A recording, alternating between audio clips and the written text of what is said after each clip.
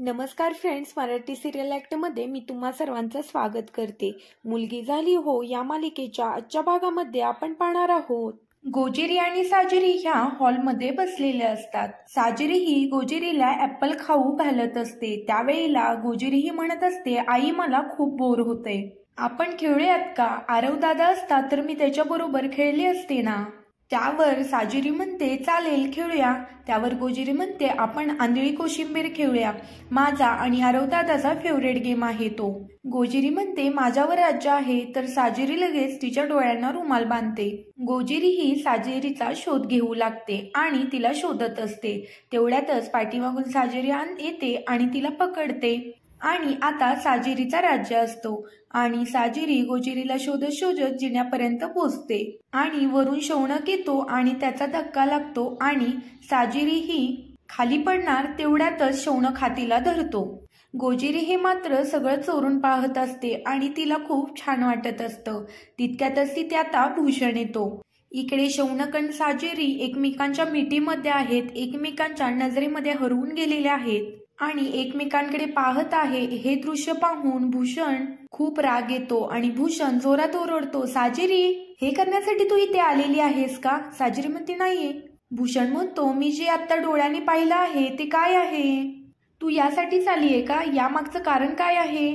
तेव्हा साजिरी शांतपणे उभी असते आणि शौनक म्हणतो, काय म्हणायचंय तुला? काय चाललंय तुझं? त्यावर शौनक म्हणतो, भूषण, तू तिला एवढ्या मोठ्या आवाजात बोलू शकत नाही. त्यावर भूषण म्हणतो, ती माझी होणारी बायको आहे आणि ते मी बघेल मी तिला कसं बोलायचं आणि कोणत्या आवाजात बोलायचं. साजिरी ही तिची बाजू मांडण्याचा प्रयत्न करत असते, पण भूषण कोणत्याही मनस्थितीत तिची बाजू ऐकून घेत नसतो. आणि जेही मी डोळ्यांनी पाहिलं आहे ना, त्याचा काय अर्थ आहे ते फक्त मला कळू द्या म्हणजे झालं. भूषणला हा खूप राग आलेला आहे, कारण शौनकच्या मिठीमध्ये साजिरीला पाहून त्याला अनसिक्युअर कुठेतरी वाटत असतं. आणि भूषण जोरजोरात बोलून ओरडत असतो आणि म्हणत असतो, तू मला फसवलेलं आहेस, तू मला शब्द दिला होतास, तू मला वचन दिलं होतंस. साजिरी, खरं सांग, तुला माझ्याशी लग्न करायचं आहे का? त्यावेळेला तू सांगितलं, हो मला तुझ्याशी लग्न करायचं आहे. आता हे काय पाहतोय मी? आणि शौनक हे फक्त पाहतच असतो. त्यावर भूषण म्हणत असतो, साजिरी मला उत्तर दे. भूषण हा साजिरीवर मोठमोठ्याने बोलतोय हे पाहून शौनकला सुद्धा राग येतो आणि तो माघारी फिरतो.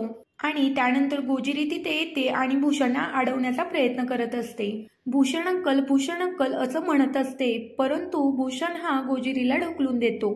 त्या क्षणी शौनकला खूप राग येतो आणि शौनक भूषणच्या अंगावर गेलेला असतो. तर शौनक हा म्हणत असतो, कोण आहेस तू? का आलायस इथे? भूषण त्यावर म्हणतो, तुझा आणि साजिरीचा काय संबंध आहे? भूषणने जेव्हा प्रश्न असा विचारलेला असतो त्यानंतर गोजिरी पुन्हा येते आणि भूषणचा हात पकडते. पुन्हा तो गोजिरीला ढकलून देतो आणि त्या क्षणी शौनक आणि साजिरी गोजिरीला वाचवतात.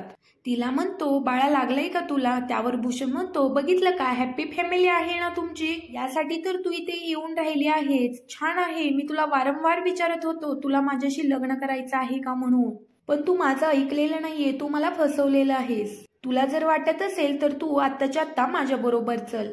इकडे भूषण हा चिडलेला असतो आणि तो साजिरीच्या हाताला धरून ओढण्याचा प्रयत्न करत असतो आणि शौनक हा सोडवण्याचा प्रयत्न करत असतो, पण भूषण हा तिला खेचत बाहेर नेत असतो. त्याच वेळेला वरून राजन, दिव्या, कल्याणी हे सगळेच आलेले असतात आणि भूषणला सांगू लागतात, हे सगळं चुकीचं आहे, तू जे काही वागत आहेस ते चुकीचं आहे. कल्याणी म्हणते, हे काय चाललंय तुमचं आणि तुम्ही का आलात आमच्या घरी? शौनक हा भूषणला तेच सांगत आहे, पण भूषण हा ऐकण्याच्या मनस्थितीमध्ये नाहीये. इकडे साजिरी रडवेली झाली आहे. तर केदार म्हणतो, काय चाललंय तुमचं? तुम्ही आमच्या घरामध्ये या पद्धतीने वावरू शकत नाही, तुम्ही आत्ताच्या आत्ता निघून जा. त्यावर भूषण म्हणतो, तुम्ही सगळे एकमेकांना मिळालेले आहात. त्यावर कल्याणी म्हणते, आधी तिचा हात सोड, मी सांगते ना, तू तिचा आधी हात सोड. आणि असं म्हणून ती भूषणच्या हातातून साजिरीचा हात सोडवते आणि गोजिरीला जवळ घेते आणि म्हणते, अशा भाषेत तुम्ही इथे येऊन बोलायचं नाही. त्यावेळेला भूषण म्हणतो, मला आत्ता कळलं आहे तुम्ही या कटामध्ये सामील आहात. त्यावेळेला कल्याणी म्हणते, आत्ताच्या आत्ता माझ्या घरातून चालता हो. कल्याणीने आता भूषणला तिथून हकलून लावलेला आहे आणि साजिरीची बाजू घेतलेली आहे.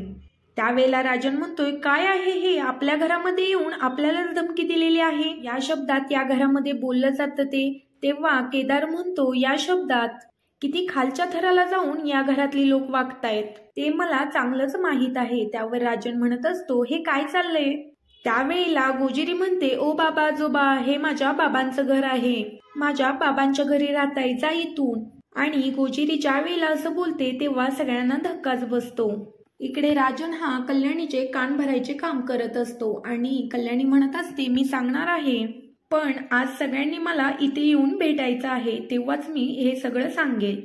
इकडे गोजिरीला मात्र राग आलेला आहे आणि ती बाबा आजोबांना ओरडत आहे, तुम्ही माझ्या बाबांच्या घरातून निघून जायचं आहे। त्यावेळेला राजनला धक्काच बसतो आणि इथे शौनक आणि साजिरी ही गोजिरीला समजवत आहे। राजन त्यावर म्हणतो बघितलं का, ही आत्ता आलेली 2 दिवसाची मुलगी मला ह्या भाषेत बोलत आहे। त्यावर कल्याणी सांगते साजिरी तिला घेऊन रूम मध्ये जा आणि संध्याकाळी तू देखील खाली ये। आता कल्याणी ही संध्याकाळी काय बोलणार आहे हा प्रश्न सगळ्यांना पडलेला असतो आणि सगळेजण आपापल्या रूम मध्ये जातात।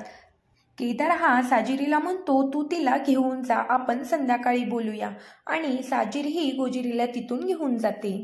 इकडे भूषण हा घरी पोहोचलेला असतो आणि त्याची खूप चिडचिड होत असते।